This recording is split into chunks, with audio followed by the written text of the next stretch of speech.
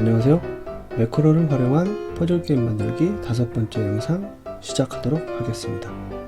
이번 영상도 다른 영상들과 마찬가지로 본격적인 영상을 시작하기 전에 알아둬야 될 부분을 먼저 설명드리겠습니다. 첫 번째로 알아볼 부분은 레인지입니다. 이 레인지는 지금까지 여러 번 나왔지만 지금까지 레인지의 사용은 특정 레인지에 대해서 여러가지 명령문을 실행을 할 때 이 경우에는 값을 매크로 챌린지라고 하는 값을 입력하는 데 사용을 했고, 이 경우에는 폰트 컬러를 지정하는 데 사용을 했습니다.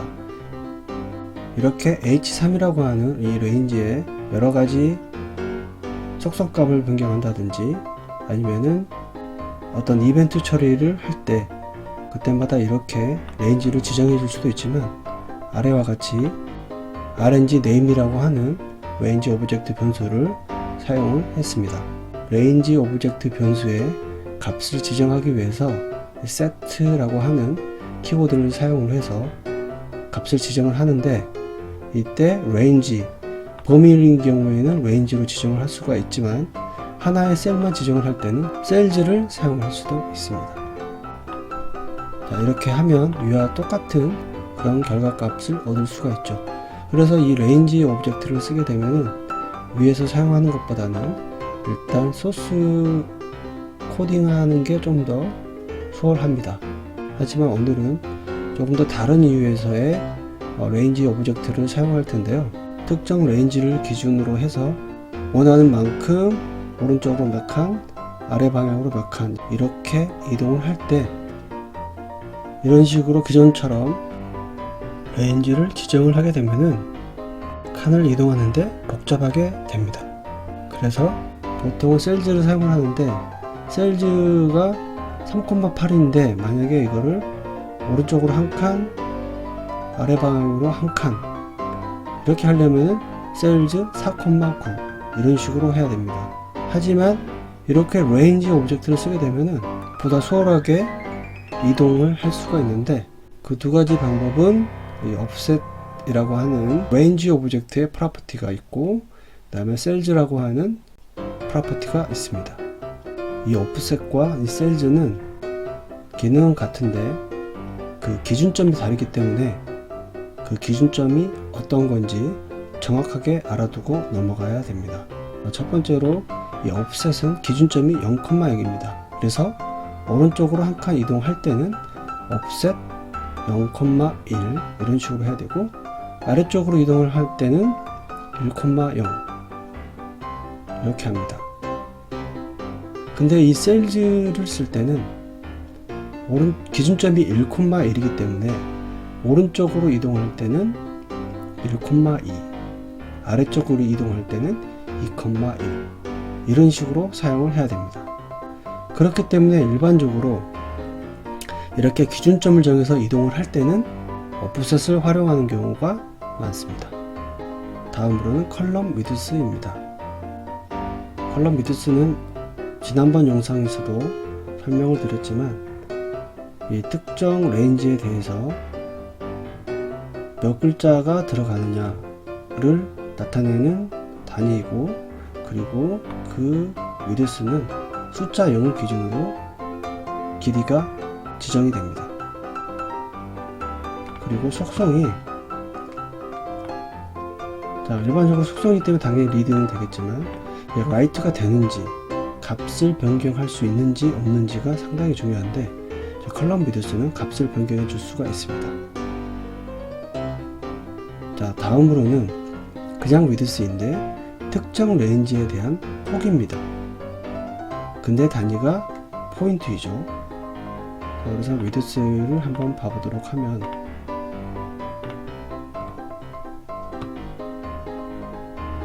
자, 레인지에 대한 폭이지만 그 단위수는 포인트이다 라고 나와 있고요. 그리고 속성은 read only, 그렇기 때문에 값을 변경할 수가 없습니다. 자, 이렇게 제가 이 두 가지 컬럼 위드스와 이 위드스 이 두 가지의 설명을 자세히 드리는 이유는 우리가 하고자 하는 게 어떤 이미지의 폭과 동일하게 이 어떤 이미지의 폭과 동일하게 이 컬럼 위드스를 변경해주기 위함입니다. 그런데 이 이미지는 그 속성이 컬럼 위드스라고 하는 속성은 없고, 다만 위드스라고 하는 속성, 단위는 포인트입니다.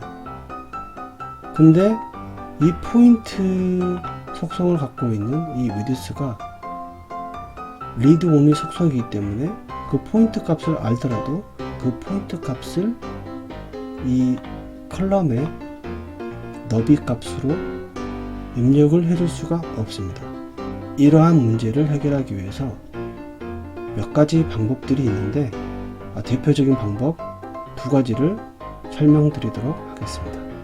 자, 첫 번째 방법은 이렇게 두 화일 반복문을 써가지고 이 원하고자 하는 포인트가 될 때까지 레인지의 폭을 계속 변경을 시키면서 조금씩 늘려가는 방법이 있습니다. 이 방법 같은 경우에는 상당히 이해하기가 쉽죠. 자, 그런데 이렇게 이 두 화일 반복문을 수행을 하다 보면 컴퓨터가 다운이 될 수가 있기 때문에 중간에 두 이벤트라고 하는 이거를 넣어줘야지만 컴퓨터가 다운이 되지 않는다고 말씀드렸죠. 이 두 이벤트를 빼고 이 두 화일 반복문을 실제 해보면 엑셀이 다운되는 걸 확인할 수가 있는데, 이 두 이벤트를 넣어도 컴퓨터가 버벅거리는 걸 확인할 수가 있습니다. 그 이유는 뭐냐면, 자, 이렇게 조금씩 셀의 너비를 늘리면 그때마다 이 이미지가 새롭게 갱신이 되게 됩니다. 그것 자체가 시스템의 부하를 가져오는데, 그걸 막기 위해서 처음에 application.screen updating 이 속성을 펄스로 해줘야 됩니다. 그리고 나서 여기에서 다 끝나고 나서 스크린 업데이팅을 true로 해줘야지만, 여기에서 이렇게 늘려갈 때까지는 스크린이 실질적으로 바뀌지 않다가 최종적으로 이게 딱 맞는 순간에만 화면이 업데이트가 되게 됩니다. 그렇기 때문에 이런 식으로 할 때는 반드시 스크린 업데이팅 속성을 펄스로 했다가 다 끝나고 나서 true로 해줘야 된다는 것을 명심해야 됩니다.